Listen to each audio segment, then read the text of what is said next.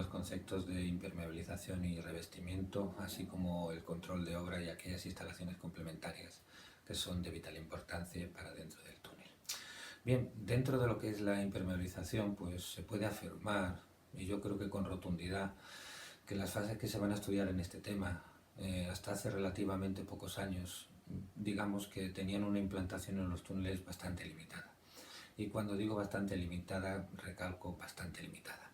Por ejemplo, desde la óptica de la impermeabilización, solo se llevaba a cabo, digamos, en túneles con una influencia o unos caudales de agua importantes, mientras que el hormigonado definitivo o ese concepto de revestimiento pues estaba un poco más limitado a esas obras que solemos denominar singulares o de relativa importancia. Dicho lo cual, podemos decir que la impermeabilización de un túnel, pues lo que debe de impedir básicamente y por encima de todo es la acción del agua sobre los elementos estructurales que nosotros hemos dispuesto dentro de él. Por ejemplo, la bonita, el hormigón y las cerchas, entre otros. La selección de un sistema de impermeabilización óptimo, es decir, que nos dé a nosotros unos buenos rendimientos con el tiempo, pues dependerá de una serie de factores. Entre ellos, pues es importante resaltar los siguientes, por ejemplo, qué tipo de túnel tenemos, qué tipo y qué clase o calidad de agua presenta. Después también, pues evidentemente, parámetros hidrogeológicos del macizo y evidentemente, pues todas esas características geológicas y geomorfológicas del terreno que tan estrictamente nos marcan a la hora de realizar el túnel. Bien, dentro de la impermeabilización todavía pues podemos hablar que hay varios tipos de impermeabilización. Digamos que yo os he agrupado en tres básicamente, una impermeabilización primaria, una secundaria y una principal que tienen más enjundia que estas dos últimas. Y cambiando un poco de tema y ya dejando un poco atrás lo que es la impermeabilización, pues podemos hablar ahora de lo que es la red de drenaje. Yo creo que todo el mundo o cualquier persona que hable de la red de drenaje un poco puede tener el concepto en la cabeza. Básicamente la red de drenaje lo que tiene es la finalidad o el objeto de evacuar pues todas esas aguas que se infiltran en el túnel y lo que hace es evacuarlas hacia el exterior, pues conduciéndolas normalmente, digamos que habitualmente, hacia balsas de decantación o equipos de depuración antes de llevarlas pues, bueno, a los cauces públicos. Ahora podemos hablar un poco del concepto de lo que son los trabajos de revestimiento y el revestimiento, pues así de una forma muy sintética, pues se puede decir que es o se puede definir como una estructura de hormigón que lo que hace es revestir esa cavidad que nosotros hemos excavado y que evidentemente está de una forma directa en contacto con el sostenimiento primario que nosotros hemos puesto. Bien, continuando con la presentación, pues os he puesto una serie de fotografías que me parecían muy ilustrativas a la hora de entender un poco los trabajos de revestimiento. En la primera lo que tenéis es el montaje de un falso túnel con elementos prefabricados. En la siguiente lo que se puede ver es un poco las labores que llevan a cabo los carros de revestimiento. En la siguiente, que me parece muy interesante, digamos que es un compendio de tres conceptos muy importantes, una sección transversal donde podéis ver un poco lo que es el concepto de sostenimiento, impermeabilización y revestimiento con las diferentes fases y todo junto, y creo que es muy ilustrativo. Y después, pues bueno, podemos hablar ahora también un poco de los conceptos de control de calidad. Por ejemplo, en España hoy en día, que es el país que más conozco en esta vertiente, pues en todas las obras ejecutadas por la administración, ya sea la administración del tipo que sea, pues existe una figura muy relevante y muy importante que solemos llamar asistencia técnica o asistencia de obra, que coloquialmente lo que es básicamente como se han puesto los ojos de la administración. Es decir, dentro del control de la calidad de las obras de los túneles, pues aparecen estos nuevos personajes que lo que van a hacer es un poco controlar para que todo se haga conforme a los presupuestos estatales. Otro punto importante de lo que os hablo y que lo podéis ver mucho más tranquilamente en el tema, pues es el concepto del plan de ajustación, ¿vale? Que básicamente se lleva a cabo para tener en cuenta el concepto de convergencias y posibles subsidencias en la superficie. Bueno, y por último las instalaciones complementarias. He puesto un par de fotografías, por ejemplo una de una red eléctrica.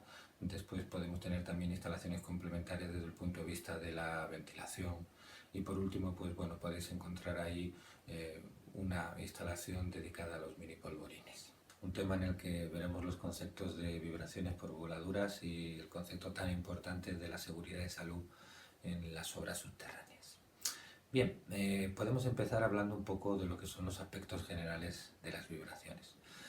En los últimos años, en las últimas décadas, en estos últimos tiempos, pues podemos decir que la excavación mecánica con minadores, así como con tuneladoras, pues evidentemente ha surgido o ha tenido un auge pues bastante amplio.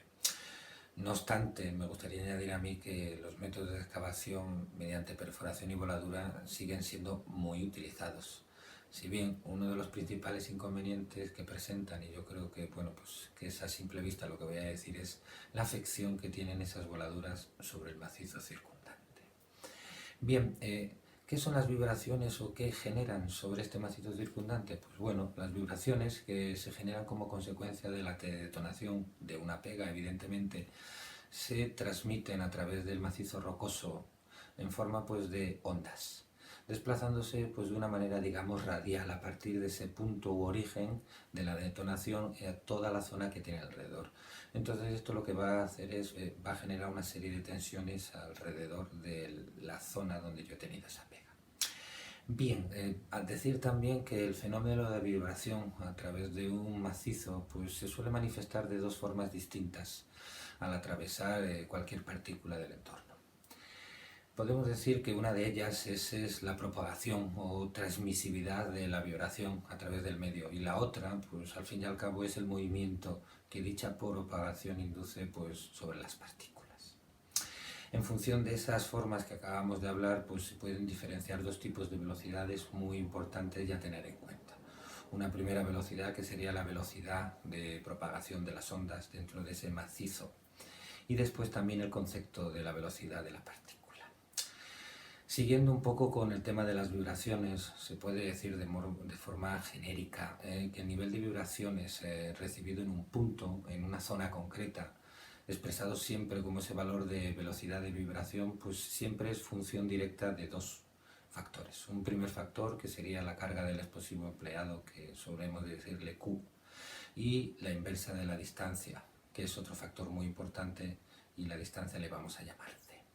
Bien, saliendo ya un poco del tema de las vibraciones y metiéndonos un poco en la seguridad y salud, lo que tenemos que tener en cuenta es que el objetivo de esos documentos o estudios de seguridad y salud que hacemos en todas las obras es uno y muy claro, y es 0 accidentes y 0 enfermedades profesionales. Es cierto que nunca se cumple, pero esa es la premisa básica con la que uno tiene que trabajar.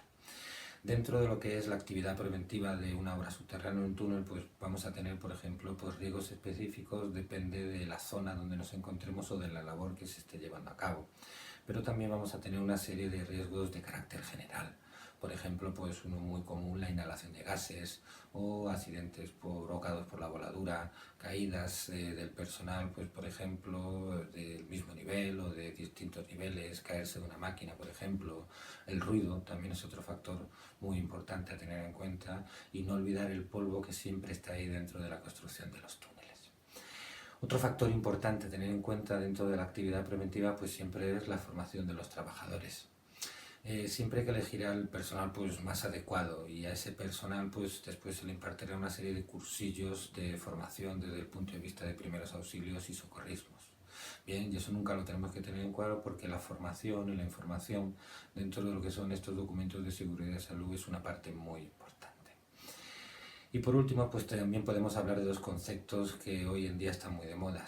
El primero son esas protecciones individuales, que se les llama EPI, y que digamos que es cualquier equipo pues, que está destinado más o menos a llevarse por un trabajador, y lo que hace es protegerle de uno o varios riesgos, así como de todas esas enfermedades a la postre que puede aparecer pues, dentro de lo que es el entorno de un túnel.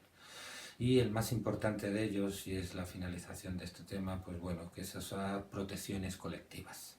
Bien, entre ellas pues podemos hablar un poco una distinción entre una aplicación general de ellas desde el punto de vista de señalización, instalaciones eléctricas, extintores, y después otras que se emplean solo en determinados trabajos, como pueden ser los andamios o la red.